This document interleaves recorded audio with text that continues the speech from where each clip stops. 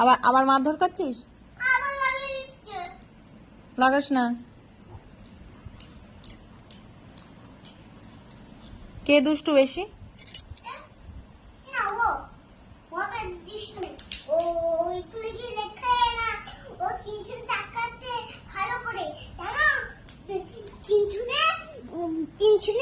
তিনজনে বেশি বললে ও তিনজনে যখন বেশি বললে ওকে দাগ কাটতে তিনজনে আর স্কুলে গিয়ে দাগ কাটে না তার বেশি বদমাশ হলো ও বদমাশ। হ্যাঁ, কারণ ও